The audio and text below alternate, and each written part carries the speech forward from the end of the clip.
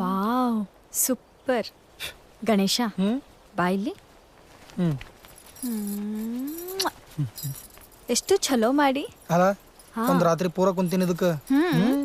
ಊರ್ನಾಗಿರೋ ಎಲ್ಲೋರ್ ಮದ್ವೆಗ ನೀನೇ ಪೆಂಡಲ್ ಹಾಕ್ತಿ. ಎಲ್ರೂ ಹೇಳ್ತಾರ ಭಾಳ ಚಲೋ ಡೆಕೋರೇಷನ್ ಮಾಡ್ತಿ ಅಂತ. ನಮ್ಮ ಮದ್ವೆಗೆ ಹೆಂಗ್ ಮಾಡ್ತಿ? ಏನ ನಮ್ಮ ಮದುವೆಗ್ಯಾ?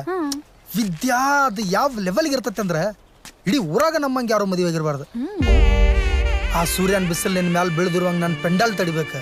ಅಷ್ಟ ಅಲ್ಲ, ನಮ್ಮ ಮದುವೆಗೆ ಹಚ್ಚಿದ ಸೌಂಡ್ ಇಡೀ ಊರ್ ತುಂಬಾ ಕೇಳಿಸ್ತಿರ್ಬೇಕು. ಅಷ್ಟು ದೊಡ್ಡ ಪೆಂಡಾಲ್ದಾಗ ಇಷ್ಟು ಗರ್ಭದ ಗುಡಿಗತೆ ಮಾಡಿ ನಿನ್ನ ಕಣ್ಣಿಗೆ ಕಾಡಿಗೆ ಹಚ್ಚಿ, ಗಲ್ಲಕ್ಕೆ ಅರ್ಶನ ಹಚ್ಚಿ, ತಲೆಗೆ ಹೂ ಇಟ್ಟ, ನಿನ್ನ ಕೈಯಾಗ ಬಳಿ ತೊಡಿಸಿ ರೇಷ್ಮೆ ಸೀರೆ ಉಡಿಸಿದ್ರ ದೇವತೆಗತೆ ಕಾಣಬೇಕು ನೀ. ಬಂದ್ ಮಂದಿದೆಲ್ಲ ದೃಷ್ಟಿಯಾಗಿ ಬಾಳಿ ಗಿಡ ಬಾಡಿರ್ಬೇಕು. ಹಂಗ ಶೃಂಗಾರ ಮಾಡಿಸ್ತೀನಿ.